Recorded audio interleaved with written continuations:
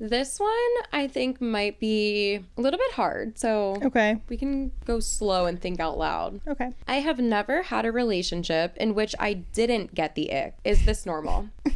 This is a 33-year-old woman. Okay. I have gotten the ick around every partner my entire life. It doesn't matter how much I love or like someone, about a month or two in, if that, I start feeling an ick. Kissing, touching feels empty, grosses me out, and I feel I need space from them. Is this normal? I never saw this same feeling coming from my partners. To the contrary, they seem to feel more bonded and intimate with me over time, while I felt myself craving more distance because of this ick feeling in the pit of my stomach. I do know I deal with a ton of childhood trauma, but I'm not sure if there's a condition that fits this or if there's a name for this feeling. It keeps me from feeling deeply because I can't get past the feeling, and I'm getting too old to be dealing with this.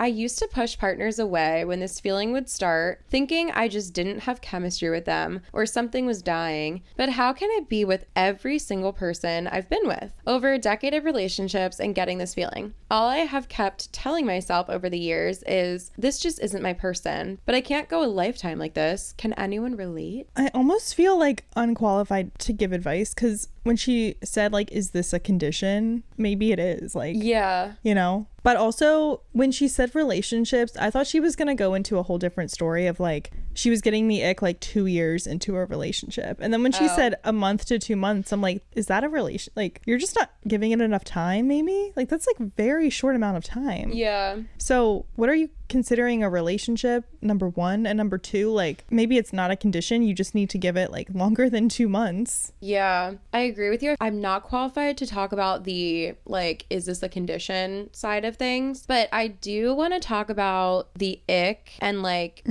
that side of it, because I kind of feel like the ick is, like, getting out of hand. Yeah. And so it is possible that it's not a deeper condition. Like, it might be. Like, that definitely might be this person's problem. But I do think that some people also have the problem where they just get the ick over, like, superficial things that don't actually matter. And I feel like now, like, especially because of, like, the culture surrounding the ick, it's, like, even worse. It's almost like people can't do anything right. Yeah, this is where culture, like, bothers me.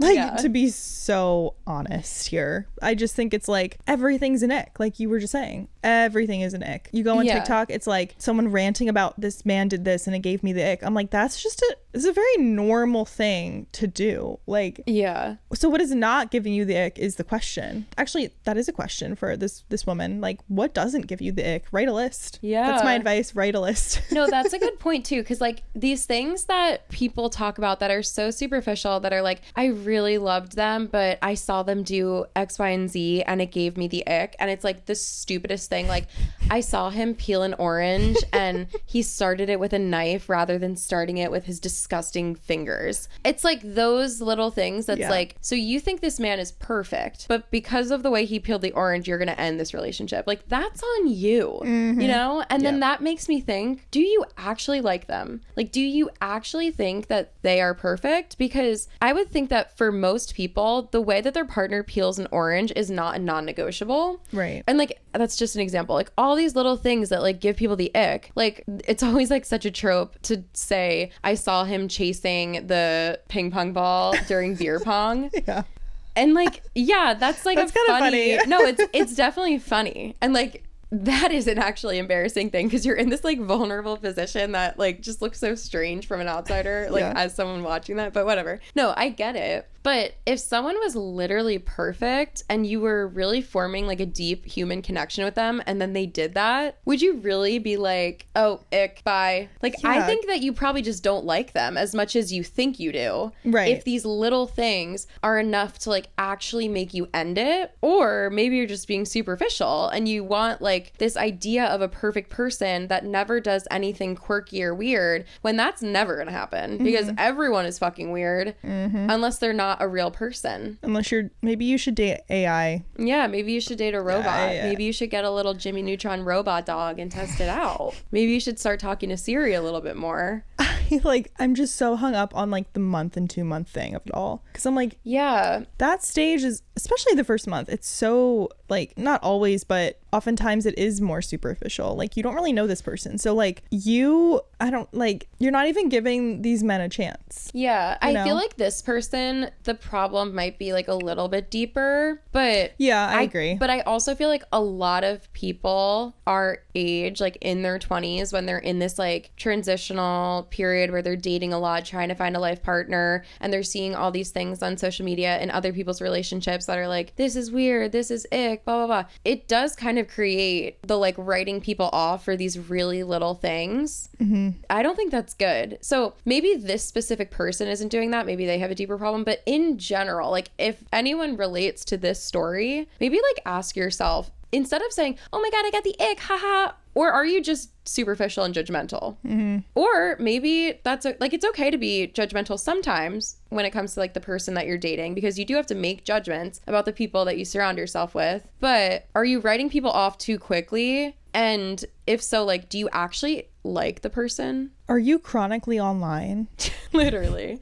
Seriously. Like, you're listening to too many, like, this is a red flag, this is an ick. Oh my God, yeah. Like, what do you qualify as a red flag and an ick? And like, figure it out. And also really ask yourself, is this genuinely a problem, and would it create like trust issues, relationship issues for us? Because if you're like, if he doesn't make TikToks with you, red flag. If he doesn't want to post you on Instagram and like constantly every single day on his story, red flag. Like, that's not necessarily a red flag. Maybe he just doesn't like TikTok. Maybe he just doesn't want to post on Instagram. Right. My boyfriend, we have a very healthy, honest, open relationship. I trust him completely. He just doesn't want to be in every vlog. He didn't want to be in like specific content that I've put out. Like, red flag? Like, no, he just requested to not be a part of certain things. And like, I feel like it would be easy to be like, well, he doesn't want to be seen with you, red flag. It's not about that. Yeah. Like, you kind of have to trust people if you're in a healthy relationship and they have shown you time and time again that you can trust them. Yeah. I guess the red flags thing is a little bit different than the icks. But yeah, it's different, but it's all this under the same umbrella. Yeah, like writing people off. Yeah. Yeah. It's kind of a little too wishy-washy out here. Yeah. In the culture. Like, if you couldn't make a TikTok about this ick that you have, would you have broken up with the guy? Ooh. Now that's a question for the culture. Because some of these things, I'm like, oh, he opened a pack of gum wrong and you broke up with him. Wait, one I heard, this is actually, some of them are kind of funny. Oh no, they're funny. That's why it's like, I know, but so like widespread. I know, but like the one was like, if he wears a backpack. Oh, what? Wait, I feel like backpacks are like, I know, but that's why it's funny. I would rather see someone wearing a backpack than like, I don't know, some other things that I can't think of. It was just one of those. Wait, a backpack? Like, would you end your marriage over this? Like, if you were already married and they did it?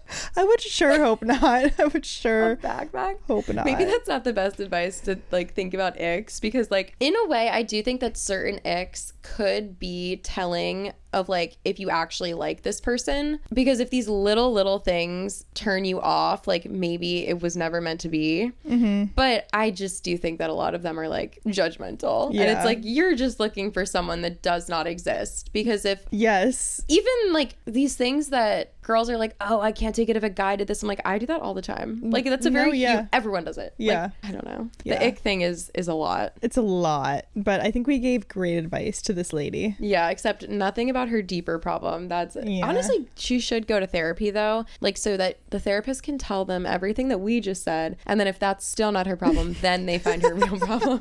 We're the therapy before the actual therapy. No, I okay.